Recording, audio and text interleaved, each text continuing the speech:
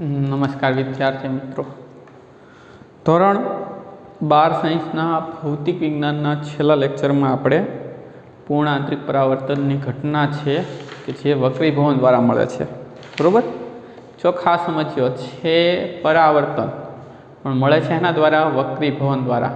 પૂર્ણ આંતરિક પરાવર્તનની ઘટના છે એ હકીકતમાં મળે છે એના દ્વારા, પરાવર્તન દ્વારા વક્રીભવન દ્વારા મળે છે.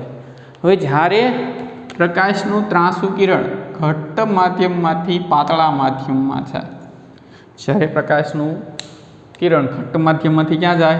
પાતળા માધ્યમમાં જાય, તો એમાં થશે કેવું કે જો સીધું હોય લંબ તો એ તો આર પાર નીકળી જશે, એનું વક્રીભવન નહીં થાય. પણ થોડુંક ક્રોસમાં હોય તો એ લંબથી દૂર જશે. હજી આપાત કોણ વધારો તો એ લંબથી વધારે દૂર જશે. કોઈ એક ચોક્કસ મૂલ્યના આપાત કોણે એ તમારું પ્રકાશનું કિરણ છે એ શું થઈ જશે? બે માધ્યમને છૂટી પાડતી સપાટીને સમાંતર જશે. એ જે આપાત કોણ એનો શું કહેવાય? એનો ક્રાંતિકોણ. શું કહેવાશે? એનો ક્રાંતિકોણ. બરાબર. જ્યારે તમને વક્રીભૂત કોણ કેટલાનો મળે? 90 નો મળે. એ જે મૂલ્ય છે એને કહેવાય ક્રાંતિકોણ IC, અને આ જે કિરણ મળે એને કહેવાય ક્રાંતિકિરણ. હવે આનીથી વધારે ક્રોસમાં તમે આપાત કોણ વધારો તો તમારું આખું કિરણ અથડાઈને શું આવે? પાછું. એટલે કહેવા શું માંગે કે અહીંયા હકીકતમાં કાચ નથી, પણ કાચ જેવી રચના ઉત્પન્ન થાય છે. આપણને એવું લાગે, આપણને એવો ભાસ થાય કે પાણી જ્યાં જ્યાં પરાવર્તન થતું હોય એ બધી વસ્તુ, કે આ હકીકતમાં એવું કાંઈ હોતું નથી, પણ આપણે એવું માની લઈએ કે અહીંયા છે. આ જે આખી ઘટના છે ને શું કહેવાય? પૂર્ણ આંતરિક પરાવર્તન. શું કહેવાય? પૂર્ણ આંતરિક એટલે એમાં પરાવર્તન. પૂર્ણ આંતરિક પરાવર્તન એટલે આખું કિરણ છે એ અથડાઈને પાછું આવશે, પણ એના કારણે વક્રીભવનના કારણે. હવે એની માટે સ્નેલનો નિયમ વાપરતા n1 sin IC બરાબર n2 sin R થશે. તેથી n1 sin IC બરાબર n2 sin 90 શું થઈ જશે? R 90 હોય ને, કારણ કે વક્રીભૂત કોણ કેટલાનો મળશે? 90 નો મળશે. એટલે sin 90 શું થઈ જશે? 1. એટલે n1 sin IC બરાબર n2. તેથી n1 ના છેદમાં n2 બરાબર 1/sin IC થશે. એટલે આને શું લખાય? n12 લખાશે. 2 ની સાપેક્ષે 1 નો વક્રીભવનાંક બરાબર 1/sin IC. પણ આમાં પેલું માધ્યમ છે એ હવા છે, બીજું માધ્યમ છે હવા છે. પેલું તો માધ્યમ કાચનો વક્રીભવનાંક છે ને, એટલે n/1 બરાબર 1/sin IC. એટલે n બરાબર શું થશે? 1/sin IC. આ ખાસ યાદ રાખજો, આના આપણે દાખલા હોતે આવશે. તો n બરાબર sin IC છે, તો sin IC બરાબર શું થશે? 1/n. એટલે IC બરાબર શું થાય? sin inverse 1/n. તો જુદા જુદા વક્રીભવનાંક માટે હીરાનો વક્રીભવનાંક કેટલો છે? 2.42. અને 2.42 વડે ભાંગો તો એનો sin IC કેટલો મળે? 24.41 અંશ. પૂર્ણાંતરિક પરાવર્તન માટે ક્રાંતિકોણ કેટલો મળે? 24.41 અંશ. એટલે કે તમારે 24.41 અંશ કરતાં વધારે ખૂણે તમે હીરામાં પ્રકાશનું કિરણ આપાત કરશો તો શું થશે કે કિરણ છે એનું પૂર્ણ આંતરિક પરાવર્તન થશે, અને જેના કારણે અથડાઈને પાછો આવશે. એટલે આપણને કેવો દેખાય? ઝળહળતો દેખાય, ઝળહળતો. બરાબર. ચાલો, હવે આજે જે શીખવાનું છે એ પહેલાં છે પૂર્ણ આંતરિક પરાવર્તનનો પ્રયોગ છે. બરાબર. પૂછાવાની શક્યતા ઓછી છે, પણ આપને ખબર તો પડી છે શું પ્રયોગ છે. તો એની માટે એક બીકર લ્યો, એમાં પાણી ભરો. એક બીકર લ્યો, એમાં શું ભરો? પાણી. દૂષિત પાણી લેશો તો પણ ચાલશે, અથવા પાણી લઈને પછી એમાં હાબુ ઓગળી નાખવાનો થોડોક, એટલે પાણી કેવું થઈ જશે? દૂષિત પાણી થઈ જશે. કેવું પાણી થઈ જશે? દૂષિત પાણી. તો તમને બધાને ખબર જ છે, હાબુ જરીક અંદર. હવે એક લેઝર લેવાની. લેઝરને અહીંથી ક્રોસમાં રાખશો તો થોડોક ભાગ છે એ અથડાઈને આમ પાછો આવશે, એટલે આ પરાવર્તન, આંશિક પરાવર્તન થશે લેઝરનો. લેઝર છે ને એ ફેલાય નહીં, સીધી જ આગળ વધશે, એ ફેલાય નહીં કોઈથી. તો લેઝર છે એ અહીંથી આપણે દાખલ કરી તો આ પરાવર્તન થઈને આંશિક પરાવર્તન, થોડોક ભાગ છે એ અહીંથી સપાટીને દોરેલો લંબ, એટલે લંબથી શું થશે, દૂર જશે, એટલે આમ આવશે, એટલે તમને અહીંયા એક ટપકું મળશે. બરાબર, એક ટેબલ ઉપર ટપકો મળશે અને એક હવામાં ઉપર આપણે જમીન છત ઉપર ટપકો મળશે. તો આ જે વસ્તુ છે એને શું કહેવાય, આંશિક વક્રીભવન, એટલે જે ક્રાંતિકોણ કરતાં ઓછો છે. હવે તમે લેઝર છે એને આવી રીતના ફેરો, પહેલાં લેઝરને અહીંયા રાખી પછી લેઝરને આમ ઉપર કરતી જવાની, એટલે કોઈ ચોક્કસ મૂલ્યે તમારી લેઝર છે અહીંયા અથડાઈને દેખાશે, પાછી હેઠે આવી જશે. ઉપર ટપકું, આ ટપકું છે આંશિક વક્રીભવન, ગાયબ થઈ જશે. એટલે આ જે ઘટના છે એને શું કહેવાય, પૂર્ણ આંતરિક પરાવર્તન. આ જે ઘટના છે એને શું કહેવાય, પૂર્ણ આંતરિક પરાવર્તન. જો શું થાય કે લેઝર તમે અહીંયા રાખી તો પ્રકાશનું કિરણ અથડાઈને પાછું આવે છે અને થોડુંક અહીંયા ઉપર આપણે દેખાશે અગાસીમાં. અને આ લેઝરનો ઉપયોગ કરો તે ધ્યાન રાખવાનું, એકબીજાની આંખમાં ન પડે એનું ખાસ ધ્યાન રાખવાનું, કારણ કે આંખને નુકસાન કરે. બરાબર, અહીંથી લેઝર જાય છે એ અહીંથી અથડાઈને પાછી આવશે અથવા થોડીક આમ, એટલે બે ભાગમાં થાય આંશિક પરાવર્તન, આંશિક વક્રીભવન. હવે જો આ ખૂણો જેમ જેમ વધારતા જાઓ, આ ખૂણો શું કરતા જવાનો, વધારતા જવાનો, ક્રાંતિકોણ કરતાં વધારે રાખવાનો ને.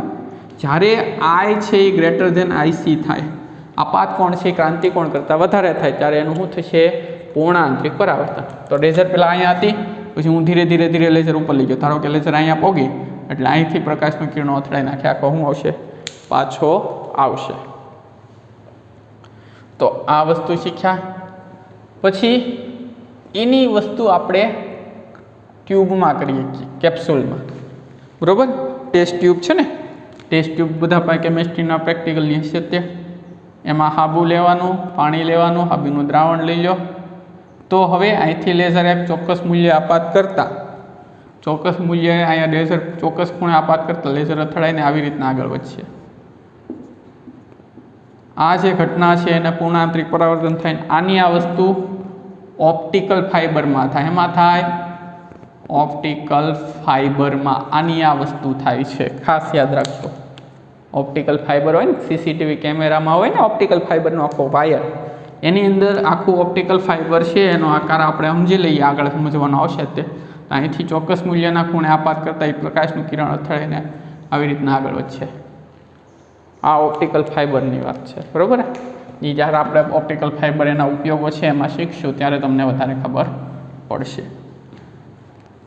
ચાલો, તો આ વાત થઈ પૂર્ણ આંતરિક પરાવર્તનની.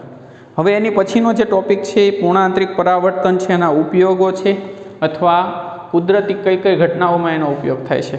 તો પૂર્ણ આંતરિક પરાવર્તન છે શેમાં જોવા મળે છે, તો પૂર્ણ આંતરિક પરાવર્તન તો સૌથી પહેલાં તો મરીચિકા અથવા મૃગજળ અથવા ઝાંઝવાના જળ, જે શબ્દ વાપરાય, ઘણા મરીચિકા કે ઘણા મૃગજળ કે ઘણી ઝાંઝવાના જળ કે, આ દરેક ઘટના એકની એક જ છે, નામ અલગ અલગ છે.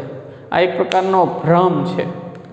આ શું છે, એક પ્રકારનો ભ્રમ છે. હોય એની હકીકતમાં આપણે દેખાય પાણી જેવી વસ્તુ, પાણી હોય નહીં પણ આપણે દેખાય. તમે રોડ ઉપર હાલતા છો તે તમને ખબર હશે ઉનાળામાં અથવા અત્યારે તે તડકો હોય, બહુ ગરમી વધારે હોય તો ઉનાળા ઉપર પાણી ઢોળાણું એવું લાગે.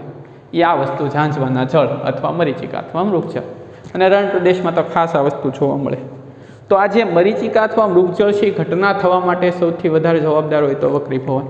બરાબર, એ ઘટના કેના કારણે થાય, પૂર્ણ આંતરિક પરાવર્તન. પછી બીજું છે હીરાનું જળ હળવું. બરાબર, હીરો છે એ ઝગઝગારા મારે, એનું મુખ્ય કારણ પરાવર્તન છે, પૂર્ણ આંતરિક પરાવર્તન. પછી ત્રીજું છે પ્રિઝમમાં પણ આનો ઉપયોગ થાય છે. અને ચોથું છે આપણું ઓપ્ટિકલ ફાઇબર. ચોથું છે ઓપ્ટિકલ ફાઇબર્સમાં પણ આનો ઉપયોગ થાય. તો પરીક્ષામાં 1 માર્કમાં પૂછાઈ શકે કે પૂર્ણ આંતરિક પરાવર્તનની ઘટના છે એના ઉદાહરણ આપો, 1 માર્કમાં. બરાબર, તો મરીચિકા મૃગજળ, અથવા એમ પૂછાય કે ઉદાહરણ આપી એક સમજાવો. તો આ 4 ઘટનાઓ સમજાવવાની છે.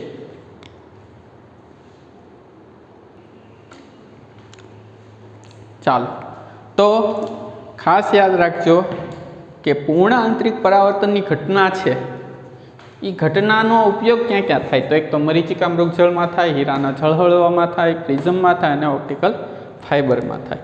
હવે વારાફરતી બધી ઘટના સમજવાની છે. તો સૌથી પહેલાં આપણે શીખવાની છે મરીચિકા અથવા મૃગજળ. સૌથી પહેલાં શું શીખવાની છે? મરીચિકા. હવે જે આ મરીચિકાની ઘટના છે એમાં શું થાય કે આ ધારો કે આપણું વૃક્ષ છે, થોડુંક નાનું દોરું કારણ કે એનું જે પ્રતિબિંબ હમાડવાનું છે ને પાછું સમાશે. તો ધારો કે આ આપણું વૃક્ષ છે, આ જમીન છે, બરોબર? આ શું છે? આપણી જમીન છે. હવે અહીંથી તમે જુઓ છો તો જો વાતાવરણ બહુ ગરમ નહીં હોય તો અહીંયા બધી હવા કેવી છે? એક સમાન. હવા એક સમાન હોય એટલે એનો વક્રીભવનાંક પણ કેવો હશે? સમાન હોય. હવા એક સમાન હોય એટલે વક્રીભવનાંક એક સમાન હોય એટલે વૃક્ષમાંથી આવતા પ્રકાશના કિરણો છે એ સીધા રહેશે. આવી રીત નથી છે. એટલે આ કિરણ છે ને આપણે જોઈએ એટલે આપણે સીધું આપણે વસ્તુ દેખાવાની છે. આ કિરણ અહીંયા જમીનમાં આવી જવાનું છે, એનું કંઈ નહીં થાય. આ કિરણનું કંઈ નહીં થાય. આટલી વસ્તુ સમજાય ગઈ. આ ક્યારે છે કે જ્યારે હવા સરખી હોય, ટૂંકમાં ગરમ વાતાવરણ ન હોય ત્યારે. ખાસ કેવું વાતાવરણ ન હોય? ગરમ વાતાવરણ ન હોય ત્યારે. સામાન્ય વાતાવરણ હોય, કાંઈ ગરમ નહીં કાંઈ ઠંડુ નહીં, ત્યારે આ ઘટના છે કે ત્યારે તમને વસ્તુ ચોક્કસ સ્થાને છે એ નિજ સ્થાને તમને દેખાય, એનું પ્રતિબિંબ નહીં દેખાય. હવે ઉનાળો હોય, ખાસ શું હોય? ઉનાળો હોય ત્યારે કેવું થશે કે જે તમારી નીચેની હવા છે એ પાતળી છે અને ઉપરની હવા કેવી છે? ઘટ છે. જો સામાન્ય સ્થિતિ હોય, હાવ સ્થિર સ્થિતિ, તો એના આખા સ્તર રચાઈ જશે. એટલે આ નીચેની હવા શું હશે? પાતળી હવા હશે. ઉપરની હવા શું છે? ઘટ હવા છે. એટલે ઉપરથી નીચે જતા વક્રીભવનાંક શું થાય? ઘટે. અને નીચેથી ઉપર જતા આ પરીક્ષામાં MCQ પૂછાય, વક્રીભવનાંક વધે. વાતાવરણ છે એમાં ઉનાળો હોય ખાસ તો ત્યારે રોડને અડેલી જે હવા હોય એ હાવ હલકી હોય, એની ઉપરની હવા ભારે, એનાથી હવા જેમ જેમ ઉપર જાવ એમ એને હવા કેવી થતી જાય? ભારે થતી જાય. એટલે આ બહુ કામનું નથી. હવે આગળ સમજીએ. તો હવે કેવું થશે? એટલું રેડી? હવે જે આ વૃક્ષની ટોચમાંથી આવતા પ્રકાશના કિરણો છે એ આમ આગળ વધવું જોઈએ. આમ આગળ વધે ને? પણ થશે કેવું કે એ ઘટ માધ્યમમાંથી પાતળા માધ્યમમાં જાય સતત. ઉપર ઘટ એનાથી પાતળું, ઘટ એનાથી પાતળું. તો એ જુદા જુદા બિંદુએ એનું શું થશે? વક્રીભવન થશે. અને ઘટમાંથી પાતળા માધ્યમમાં જાય તો લંબથી શું જશે? દૂર જશે. લંબથી શું જશે? દૂર. એટલે એનો આકાર તમને આવો મળશે. એટલે અહીંયા આ બિંદુ એકો કે ત્યારે એનો જે છે આપાત કોણ બહુ વધી જાય ક્રાંતિકોણ કરતાં. એટલે એ આપણી આંખમાં અહીંયા પ્રવેશે છે, બરોબર? અને એને પાછળ લંબાવતા એનું તમને પ્રતિબિંબ અહીંયા આ સાઈડ મળશે. અહીંયા એટલે તમને એવું લાગે કે આમાં પાણી છે એવું. રોડ ઉપર શું છે? પાણી છે, જેમાં આપણને વૃક્ષ દેખાય છે. રોડ ઉપર શું છે? પાણી છે, જેમાં આપણને એ વૃક્ષ દેખાય છે. પણ એ વસ્તુ નથી.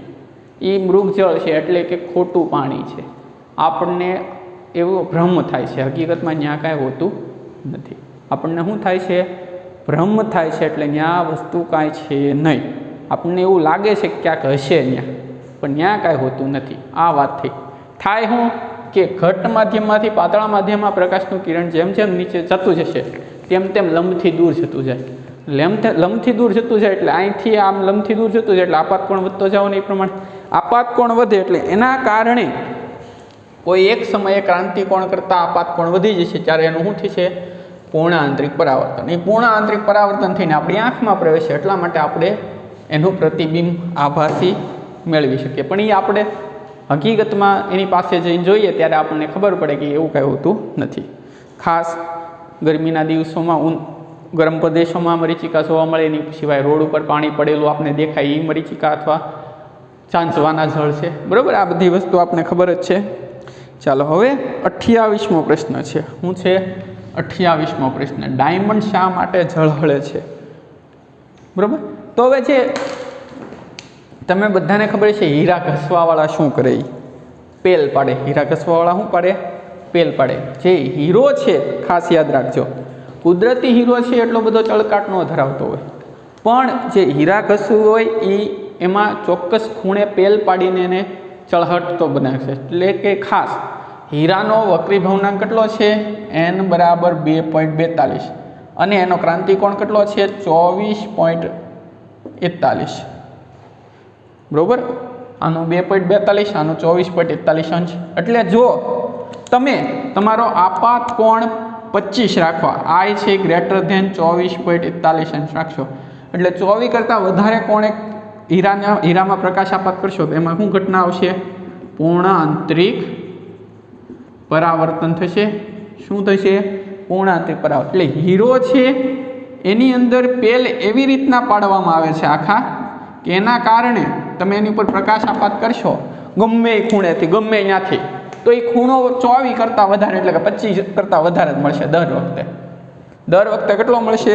25 અંશ કરતાં વધારે મળશે. એટલા માટે શું? એટલા માટે આપણે એવું કહી શકીએ કે એમાં ગમે એ પ્રકાશ તમે ગમે એટલો દાખલ કરો એ અથડાઈને પાછો આવશે. પૂર્ણાંતરિક પરાવર્તન થાય. અથડાઈને પાછો નહીં, પૂર્ણાંતરિક પરાવર્તન એટલે પાછો ટર્ન મારે છે.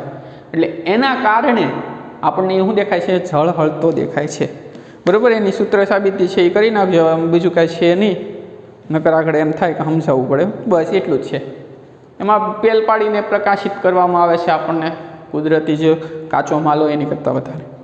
ચાલો હવે એની પછીનો જે પ્રશ્ન છે 29નો, કે કાટકોણ પ્રિઝમમાં પૂર્ણ આંતરિક પરાવર્તનની ઘટના સમજાવો. તો પૂર્ણ આંતરિક પરાવર્તનની ઘટનામાં જે તમારું પ્રતિબિંબ છે એનું 90 અંશ અથવા તો 180 અંશે વસ્તુનું પ્રતિબિંબ મેળવવું હોય. વસ્તુનું પ્રતિબિંબ કેટલાય મેળવવું હોય? 90 અંશે અથવા 180 અંશે વસ્તુનું પ્રતિબિંબ મેળવવું હોય ત્યારે આ વપરાય. ધારો કે 45, 90, 45નો પ્રિઝમ છે આવી રીતના, 45, 90, 45. કારણ કે કાચ અને હવાનો વક્રીભવનાંક છે એ 1.52 છે ને એના આધારે એનો ખૂણો કેટલો મળે છે? લગભગ 41 અંશ આજુબાજુ મળે. કેટલો મળે? 41 અંશ આજુબાજુ. એટલે કે 45 કરતાં ઓછો છે ટૂંકમાં. કેટલો છે? 45 કરતાં ઓછો. તો કેવું થશે કે અહીંયા ધારો કે આ વસ્તુ મૂકેલી છે તો એને સમાંતર કિરણો ઉત્પન્ન થશે, અહીંયાથી પૂર્ણ આંતરિક પરાવર્તન થશે અને એનું પ્રતિબિંબ તમને અહીંયા મળશે, આમ મળશે. તો જો 90ના ખૂણે પ્રતિબિંબ મળ્યું. આ ખૂણો કેટલાનો છે? 90. એટલે વસ્તુ જે અહીંયા હતું એનું પ્રતિબિંબ અહીંયા 90ના ખૂણે મળ્યું. બરાબર. બીજી વાત કરીએ 180 વાળું. તો એમાં પ્રિઝમ આવો છે. બહુ કરી એમાં પ્રિઝમ આવો છે. તો એમાં અહીંયા વસ્તુ તમે એ બી મૂકેલી છે. વસ્તુ શું મૂકેલી છે? એ બી. તો આ સમાંતર કિરણ પરાવર્તન પામીને આમ આવશે અને અહીંથી આપાત થતું કિરણ પરાવર્તન પામીને આમ આવશે. એટલે અહીંયા પ્રતિબિંબ શું મળશે? ઊંધું મળશે. આ બી ડેશ અને આ એ ડેશ, આ બી ડેશ અને આ એ ડેશ. એની કરતાં નામ મેં ઊંધા લીધેલા છે. બરાબર. એ શું છે? 45, 90, 45નો છે. એટલે આમ ફેરવી નાખેલો છે ખાલી. તો આમાં જો પ્રતિબિંબ અહીંયા હતું 180 મળ્યું, ઉલટાઈ ગયું ને, આ 90નું ટ્રાન્સફર થયું, રોટેટ થયું. આ 90માં રોટેટ થયું ને આ 180માં રોટેટ થયું. અને એનું એ પ્રતિબિંબ એના એ પરિમાણમાં ઉલટાઈને મેળવવું હોય તો આ વસ્તુનો ઉપયોગ થાય, પ્રિઝમનો. પરફેક્ટ સમલંબ ચતુષ્કોણ છે. બરાબર. તો આ એ એનું વક્રીભવન થાય, આ બી એનું વક્રીભવન થાય, એટલે આમ અને અહીંથી પાછો આમ, એટલે ઉલટાયેલું પ્રતિબિંબ મળશે. એ બી છે એની જગ્યા શું મળી જશે? A dash B dash. તો આપણે આજે આટલું રાખીએ. કાલે એનો ચોથો ઉપયોગ છે એ શીખશું, ઓપ્ટિકલ ફાઇબરવાળો. બરાબર, આ ઉપયોગો કરજો. એમાં ડાયમંડવાળો ઉપયોગ તો ખાસ કરજો, પૂછાય છે. મરીચિકાઈ પૂછાય છે અને MCQ પૂછાય છે. એની કિંમત સાઈન, કેટલો આપાત કોણ કેટલો ક્રાંતિ કોણ છે અને વક્રી ભવનાંક કેટલો છે હીરાનો, એ પણ પૂછાય છે. તો આજે આપણે એટલું રાખીએ.